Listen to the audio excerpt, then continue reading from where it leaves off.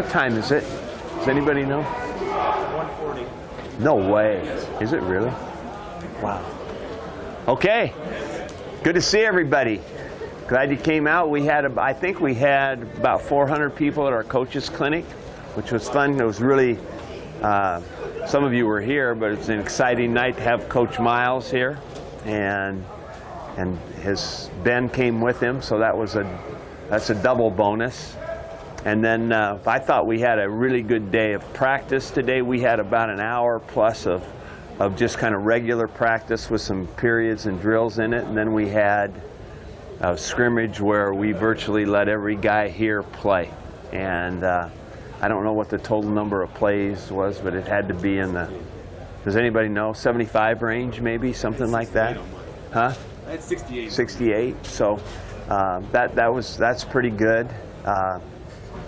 You know, I think that it was really good to let the guys finish plays, and that's always really important. I thought defensively that there was a couple early drives, but except for one, they didn't allow the touchdowns and made a lot of plays. And then I think as it went on, grew stronger offensively.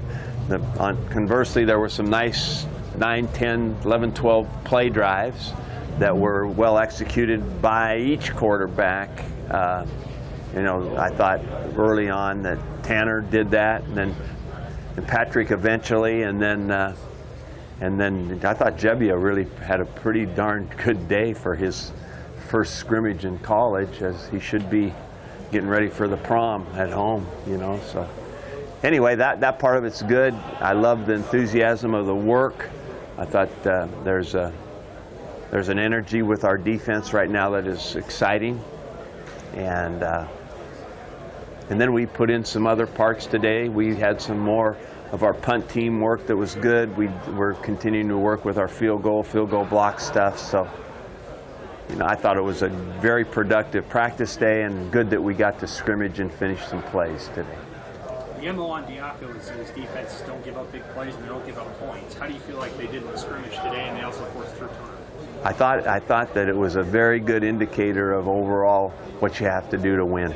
You know, no matter what happens, you force a field goal, even if there's a drive, and then you don't give up the big hits. You know, and we tried. You know, we had the big play action, big posts down the field, close but not complete. You know, and that's the kind of thing you got to be in good position to make those plays. It has to be an emphasis and a mindset. And I think that he's all over that. I mean, he is all over it. And I think that's one of the key ingredients in winning. Turnovers being the other one. Did you see any? Are you seeing any separation at quarterback right now? You know, Steve, it is. Even if I did, I don't want to say right now.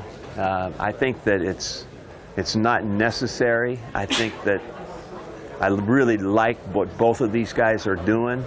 We need them both to be ready to start and play. The way we are alternating their work is very, very well done by Coach Langsdorff. They're getting almost identical turns, and we don't have too many where it's all watered down either. So we only have 4 quarterbacks working, and I want to keep that room small, and so that they get the work like this, and I hope to continue it like this in the fall camp. Now, I don't mean that I won't say who the starting quarterback is. I don't think we'll wait that long, but there is. I don't even want to really think about that right at this point. I'm really happy with both guys, and I think that we've had, I'd say, overall outstanding spring practice with both of those kids, and I just want to keep it trending upward that way. Based on your expectations, where is Tristan Gebbia? You know, we obviously recruited Tristan, gave him a scholarship, thought he was real good. I've done nothing from the moment that he's been here, seeing his work ethic. You know, the one thing you guys don't see, and most everybody does not see, you've got to stay in the office late to see it. He's the guy that's in there watching film by himself at night. And I told him where the secret passageway was when the doors were locked so he could get into it. That's the kind of guy he is. And then today, it was all confirmed. The guy's a football player. Moves the ball, quick release, sees what's going on, knows what's happening. It was all very encouraging. Upward trending. Is the quickness with which he sees receivers rare for an 18-year-old? Yes. Sam, probably the key ingredient, right? I mean, you can talk about arm strength, you can talk about all the stuff, but seeing it and getting rid of it, that to me, that's the key. And that's what he showed today. You know, there was, you know, I think he could, you know, even though we're not sacking, I think he could feel the pressure, got rid of the ball, you know, and I thought it was real good by him. I was really encouraged and glad. How do you feel about the depth that's building up at linebacker, in particular that second group with Mo Berry and Ferguson and Avery Roberts? How do you think they're coming along? You know, I think that we got solid people that are in those positions as starters right now, and that next group is very exciting athletically. I mean, let's stand them up right here, and it's a great looking group of guys. So what we have to do is continue to grow them and coach them and get them game ready. But all those guys you just mentioned are eager, excited about their opportunity, excited about playing, made some plays today, build some confidence, continue to grow. They're really getting coached. I mean, they're taking it. So I'm excited about that group.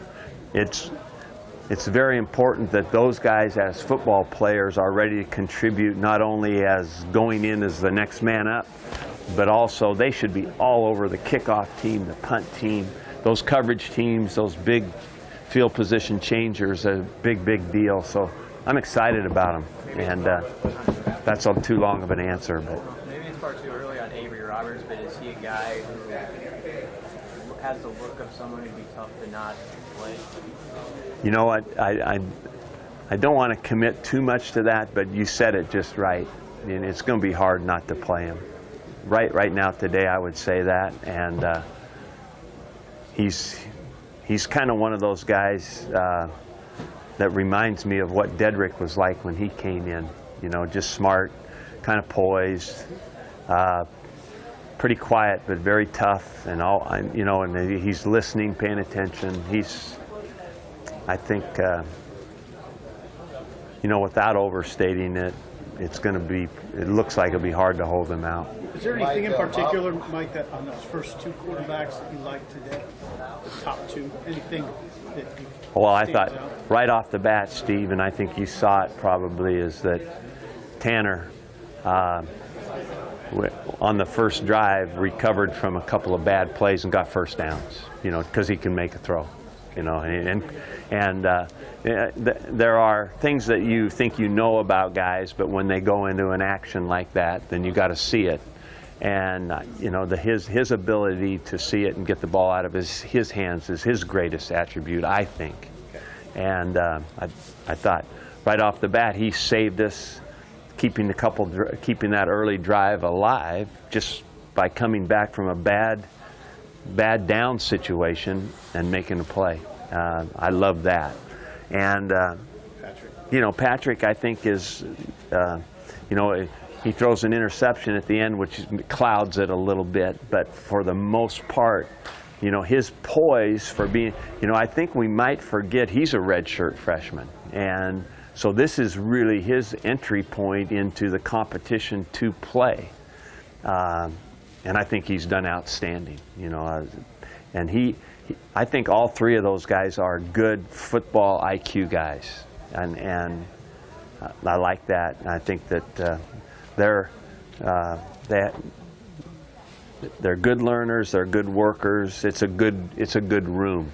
It's one of those rooms, I think, that is, you know, kind of conducive for everybody to learn.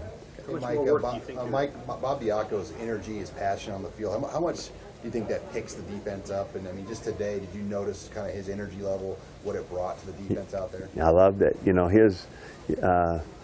I think the things that that he has in mind as a defensive philosophy that we've already talked about a little bit. The ability to not give up big plays, to be sound, the ability in the critical downs to get off the field, whether it's in the red zone or a third down, and so the kind of the emphasis and the enthusiasm for succeeding in those areas was evident today. When that happened, there was a lot of passion about winning, and I thought that was awesome. I think that those things that we all believe in, that he has brought as a philosophy, are alive, because when it happens, he enthusiastically puts an exclamation point on it, which is pretty neat.